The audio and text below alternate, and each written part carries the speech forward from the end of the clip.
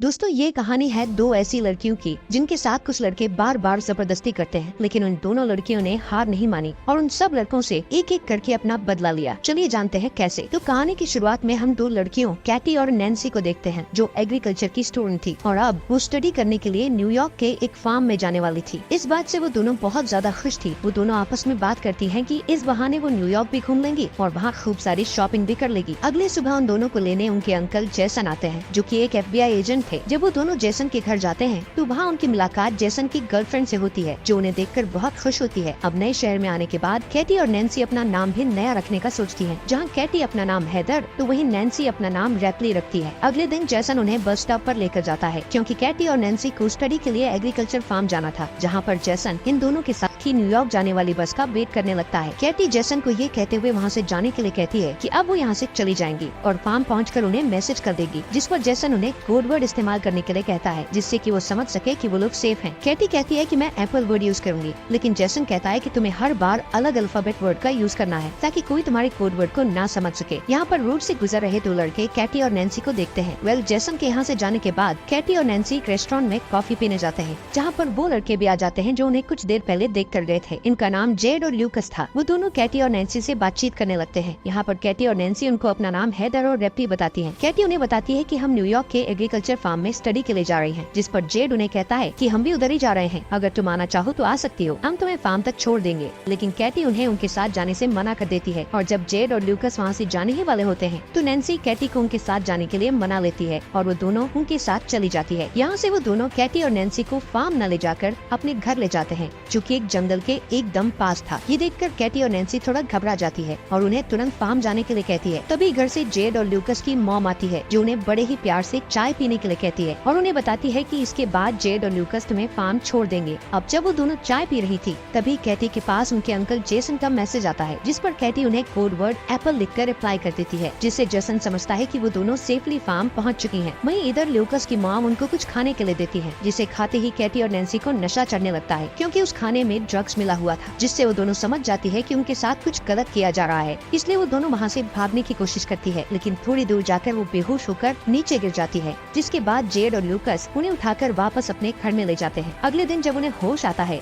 तो वो दोनों खुद को जंगल में पाती हैं। उनके हाथ लोहे की जंजीरों से बंधे हुए थे। ये सब देखकर वो दोनों बहुत ज्यादा डर जाती हैं और हेल्प के लिए चिल्लाने लगती हैं। तभी वहाँ जेड आता है और उन्हें बताता है कि तुम जंगल की ऐसी जगह पर हो जहाँ दूर दूर तक कोई भी इंसान नहीं है, इसलिए तुम्हारे चिल्लाने का कोई फायदा नहीं है। कुछ देर बाद वहाँ बोरिस नाम का एक आदमी आता है, जो कैटी को उसका फोन दिखाता हुआ उससे कहता है कि तुम्हारे फोन पर किसी जेसन नाम के आदमी ने मैसेज किया है, जिसे तुमने पिछली बार मैसेज में उसको एप्पल लिखकर भेजा था। वो उन दोनों से इसका मतलब पूछने लगता है, जहाँ कैटी उन्हें बताती है कि एप्पल एक कोड वर्ड है, जिसका मतलब है कि वो लोग ठीक हैं। इसके बाद बोरिस जेसन को रिप्लाई करता हुआ लिखता है कि सब कुछ ठीक है, हम फन कर रहे हैं, और कोड वर्ड के लिए वो एप्पल भी लिखता है। इसके बाद वो लोग कैटी और नैन्सी को उनके सामने ही नहाने के लिए फोर्स करते हैं कि तभी वहाँ एक शेरिफ नाम का पुलिस ऑफिसर आता है, जिसे देखकर कैटी और नैन्सी उनसे मदद मांगने लगती है, लेकिन तभी उन्हें पता लगता है कि वो पुलिस ऑफिसर भी जेड और ल्यूकस के साथ मिला हुआ है। ये देखकर वो दोनों ज्यादा डर जाती हैं। यहाँ कैटी और नैन्सी उनको समझाने की कोशिश करती है कि प्लीज हमें यहाँ से जाने दो, हम किसी को कुछ नहीं बताएंगे,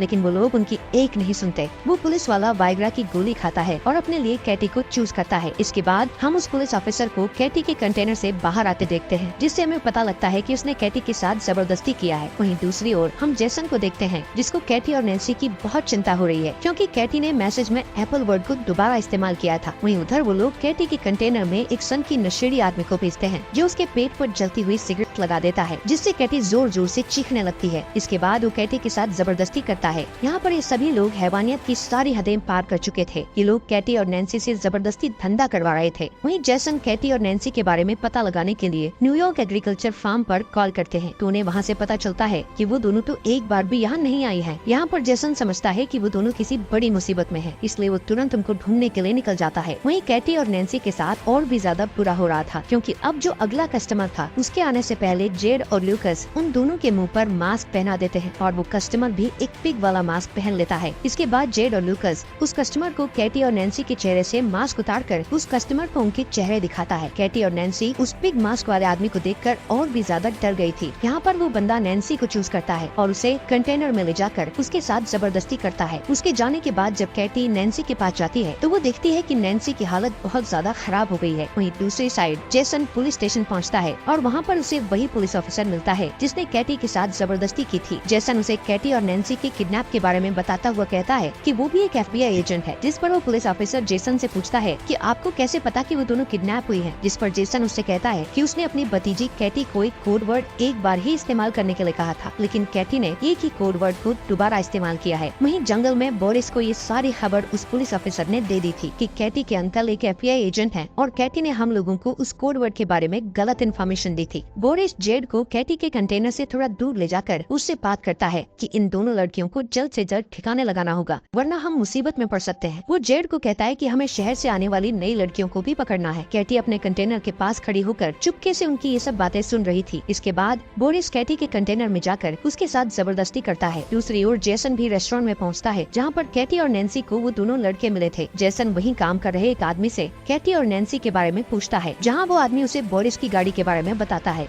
अगले दिन कैटी नैन्सी को बताती है कि वो लोग उन्हें मारने की प्लानिंग कर रहे हैं। तभी वहाँ जेड और बोरिस उसी नशेड़ी आदमी को अपने साथ लाते हैं जिसने कैटी के साथ जबरदस्ती की थी। वो उस नशेड़ी आदमी को कहते हैं कि हम दोनों जल्दी ही वापस आते हैं, तब तक तुम इन दोनों पर नजर रखना कि कहीं ये यहाँ से भाग न जाएं। उनके वहाँ से जाते ही कैटी उस नशेड़ी को अपनी ओर अट्रैक्ट करती है और उसे अपने साथ इंटीमेट होने के लिए उकसाती है। अब जैसे ही कैटी उस नशेड़ी के करीब जाती है तो कैटी उसके गले पर जोर से काट लेती है, जिससे उसके गले से खून निकलने लगता है और वहीं पर उस नशेड़ी की मौत हो जाती है। इसके बाद वो दोनों अपनी हथकड़ियाँ खोलकर वहाँ पर छुप जाती है और जब वो पुलिस वाला वहाँ पहुँचता है तो वो दोनों चुपके से उसकी गाड़ी लेकर वहाँ से निकल जाती है। यहाँ से वो दोनों एक मॉल में जाकर बहुत सारा अजीब सा सामान खरीदती है, जैसे हथौड़े, बहुत सारी कीलें, टेनिस बॉल और बहुत खतरनाक हथियार। इसके बाद वो मॉल के कैशियर के पास जाकर उससे बोरिस के घर का एड्रेस पूछती है, जिस पर वो उन्हें बोरिस के घर का एड्रेस बता देता है। वहीं जेसन बोरिस की कार इंश्योरेंस कंपनी में पहुँचता है और वहाँ पर उसे बोरिस के घर का पता मिल जाता है। यहाँ बोरिस अपने घर पर म्यूजिक लगाकर एंजॉय कर रहा था कि तभी वहाँ कैटी और नैन्सी आती हैं और टेनिस बॉल पर बहुत सारी कीलें लगाकर उसके मुंह पर मारती हैं, जिससे वो बेहोश हो जाता है और जैसे ही उसे होश आता है तो वो खुद को टेबल से बंधा पाता है। बोरिस उन्हें खुद को छोड़ने के लिए बहुत सारे पैसों का लालच देता है, लेकिन कैटी और नैन्सी को तो सिर्फ अपना बदला चाहिए था। यहाँ उनके अंकल जेसन भी बोरिस के घर के बाहर पहुँच गए थे। वहीं घर के अंदर कैटी और नैन्सी बोरिस से उस मास्क वाले आदमी का एड्रेस पूछती है, जिस पर बोरिस उन्हें उसका एड्रेस बता देता है। इसके बाद वो दोनों उसके पिछवाड़े में कीलों से भरा हुआ एक बेसबॉल घुसा देती है। बोरिस के चिल्लाने की आवाज सुनकर जेसन जल्दी से घर के अंदर जाता है, जहाँ पर जेसन को बोरिस मरा हुआ दिखता है। तभी उसे घर के पीछे गाड़ी की आवाज सुनाई देती है और जब तक वो बाहर जाता है तब तक कैटी और नैन्सी गाड़ी लेकर निकल चुकी थी। जेसन जल्दी से वापस पुलिस स्टेशन जाता है और उस पुलिसमैन से दोबारा कैटी और नैन्सी के बारे में पूछने लगता है। तभी जेसन कैटी को कॉल लगाता है तो उसे पता लगता है कि कैटी का फोन उस पुलिसमैन के पास ही है। अब इससे पहले कि जेसन कुछ कर पाता, पुलिसमैन उसके पीछे गन पॉइंट करके खड़ा हो जाता है। दूसरी ओर कैटी और नैन्सी एक चर्च में पहुंच जाते हैं, जहां हमें पता चलता है कि वो पिग मास्क वाला आदमी कोई और नहीं बल्कि इस चर्च का फादर है। इसके बाद नैन्सी एक बेसबॉल बैट लेकर वहां उसके पास पहुंचती है तो वो नैन्सी को एकदम से पहचान लेता है और तभी कैटी पीछे से उस पर बेसबॉल से अटैक करके उसे बेहोश कर देती है। वो दोनों उसे गाड़ी के पीछे बांधकर घसीटते हुए टाउन में लेकर आती हैं और वहाँ एक दुकान से माचिस और पेट्रोल खरीदकर उस पर पेट्रोल छिड़क कर उसे जिंदा ही जलाकर मार डालती है। वहीं जेसन को उस पुलिस वाले ने कैद कर रखा था। कुछ देर बाद वो दो नई लड़कियों को किडनैप करके वहाँ लाता है और जब वो उन लड़कियों के साथ जबरदस्ती करने लगता है तभी पीछे चुपके से कैटी और नैन्सी वहाँ आकर बेसबॉल से उसके सर पर अटैक करके उसे बेहोश कर देती है। जब उसे होश आता है तो वो खुद को कुर्सी से बंधा हुआ पाता है और उन दोनों से माफी मांगने लगता है। तभी कैटी गन में सिर्फ एक बुलेट डालकर उसे डराती है और वो दोनों बारी बारी से उस पर गन से शूट करने लगती है, लेकिन वो सभी शूट में बच जाता है, जिससे वो थोड़ा मुस्कुराता है। लेकिन अगले ही सेकंड में कैटी उसे फाइनल शूट करके जान से मार देती है। इसके बाद कैटी और नैन्सी वहाँ मौजूद दोनों लड़कियों को पूरी तरह से फ्री करके उन्हें जेसन को खोलने के लिए कहती है और खुद वहाँ से चली जाती हैं। वो लड़कियाँ जेसन की रस्सी खोलकर उसे बताती हैं कि उन लड़कियों ने हमें ऐसा करने को कहा। यहाँ पर जेसन को पूरी बात समझ आ जाती है कि वो दोनों लड़कियाँ कोई और नहीं बल्कि कैटी और नैन्सी ही हैं। वहीं हम जेड और लूकस की मॉम को देखते हैं जो इस समय ड्रिंक कर रही थी। तभी उसे अजीब सा नशा होने लगता है, जिससे वो वहीं पर गिरकर बेहोश हो जाती है। इसके बाद जब उसे होश आता है तो वहाँ कैटी और नैन्सी ने उसको बेसमेंट में कुर्सी से बांध रखा होता है। उन दोनों उन्होंने जेड को भी उसके बिल्कुल सामने वहीं पर बांध रखा था। यहाँ पर कैटी और नैन्सी जेड को उसकी मॉम की आंखों के सामने ही बेसबॉल मारकर नीचे गिरा देती हैं और फिर दोनों बेसबॉल बैट से मारते हुए उसे जान से मार देती हैं, जिससे उसकी मॉम जोर जोर से रोने लगती है। फिर वो उसकी मॉम को ल्यूकस के पास लेकर जाती है, जहाँ वो ल्यूकस के हाथ में बेसबॉल बैट देकर उसकी ही मॉम को उसे मारने के लिए कहती है और उसे धमकाती है कि अगर तुमने ऐसा नहीं किया तो हम तुम्हें गोली मार देंगे। लेकिन ल्यूकस ऐसा नहीं कर पाता, जिससे नैन्सी उसे गन से शूट करके मार डालती है। इसके बाद वो उसी गन को साफ करके ल्यूकस के हाथ में पकड़ा देती है, जिससे कि पुलिस को लगे कि वो लोग आपस में ही लड़कर मर गए हैं। इसके बाद उनकी मॉम कैटी और नैन्सी को कहती है कि अगर तुम मुझे नहीं मारोगे तो मैं तुम्हें बहुत सारे पैसे दे सकती हूँ। उसकी बात सुनकर कैटी और नैन्सी बहुत हंसती है और फिर कैटी एक कटिंग मशीन से उसका धड़ उसकी बॉडी से अलग कर देती है। कुछ दिनों बाद जैसन कैटी और नैन्सी के घर जाता है, जहाँ पर हम देखते हैं कि कैटी और नैन्सी दोबारा से न्यूयॉर्क एग्रीकल्चर फार्म में अपने अंकल जैसन के साथ जा रही थी और फाइनली वो न्यूयॉर्क एग्रीकल्चर फार्म में पहुँच जाती है।